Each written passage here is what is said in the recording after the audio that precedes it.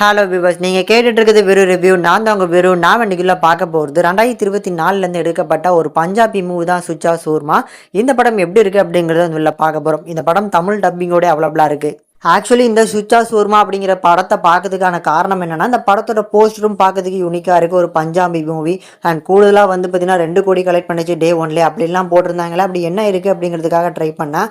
ஆனால் இந்த படம் பார்க்கறதுக்கு எப்படி இருக்கு அப்படின்னா, ஒரு ஆவரேஜான ஒரு பயோபிக்காக தான் இருக்கு.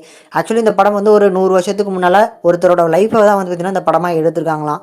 ஸோ சுச்சா சூர்மா அப்படிங்கிறவர் யார், அவர் எதுக்காக ஜெயிலுக்கு போனார், அவர் ஜெயிலுக்கு போனதுக்கான காரணம் என்ன, அவர் இருந்த ஜென்ரேஷனில் இருக்கக்கூடிய பீப்புள்ஸுக்கு எதை பார்த்தீங்கன்னா அடையாளமாக அவர் நின்னார் அப்படிங்கிறது அந்த படத்தோட கதையே. இந்த படத்து மூலமாக அவங்க சொல்ல நினைக்கிற அந்த கருத்து கொஞ்சம் குழப்பம் நிறைஞ்ச ஒரு கருத்தாக தான் இருக்குது. யார் பக்கம் நியாயம் இருக்குது அப்படிங்கிற மாதிரி கொஞ்சம் யோசிக்க வைக்கிற மாதிரி தான் இந்த படத்தோட கதை போகுது.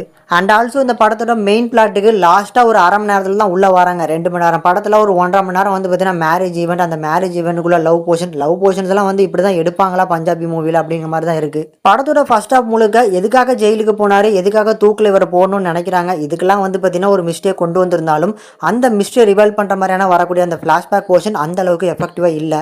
பர்ஃபார்மன்ஸ் வைஸ் பார்க்கும்போது இந்த படத்தில் நடிச்சிருக்க எல்லாரும் இதான் பர்ஃபார்மன்ஸா இல்லை இப்படி தான் அவங்க நடிப்பாங்களா அப்படிங்கிற மாதிரி தான் இருக்குது. ஏன்னா நம்ம தமிழ் படங்க பார்க்கக்கூடிய ஆடியன்ஸுக்கு இந்த படத்தில் இருக்கக்கூடியவங்களோட பர்ஃபார்மன்ஸ் எல்லாம் பார்க்கும்போது என்னடா இப்படி தான் பண்ணுவாங்களா அப்படிங்கிற மாதிரி தாட் தான் ஃபீல் ஆகும். ஏன்னா இந்த படத்தில் நம்ம ஹீரோக்கு ஒரு லவ் போர்ஷன்ஸ் வரும். அந்த லவ் போர்ஷன்ஸில் ஹீரோயினை பார்க்கக்கூடிய ஒரு போர்ஷன்ஸில் ஹீரோவோட பர்ஃபார்மன்ஸை நல்லா நோட் பண்ணி பாருங்க.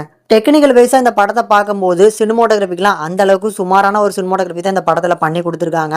பேக்ரவுண்ட் ஸ்கோர் அண்ட் சாங்ஸ்ன்னு எடுத்துக்கிட்டோம்னா சாங்ஸ் இந்த படத்தில் எக்கச்சக்கமான சாங்ஸ் வருது. அதில் எந்த சாங்ஸுமே ஒர்க் அவுட் ஆகலை. ஆனால் பிஜிஎம் சில இடங்கள்ல நல்லா பண்ணியிருக்காங்க. டோட்டலாகவே இந்த படம் எனக்கு சுத்தமாக ஒர்க் அவுட் ஆகல. உங்களுக்கு ஒர்க் அவுட் ஆச்சு அப்படின்னா கண்டிப்பாக கமெண்ட்ல லீவ் பண்ணுங்கள் இந்த படம் பார்க்கறதுக்கு எப்படி இருந்துச்சுன்னு. இந்த படத்துக்கு அதாவது இந்த சுச்சா சூர்மா அப்படிங்கிற படத்துக்கு நம்ம சேனல் ரேட்டிங்னு பார்க்கும்போது 5:1 வரைக்கும் ரேஷியோ கொடுத்துருக்கோம். முடிஞ்சாவனா ட்ரை பண்ணி பாருங்கள்.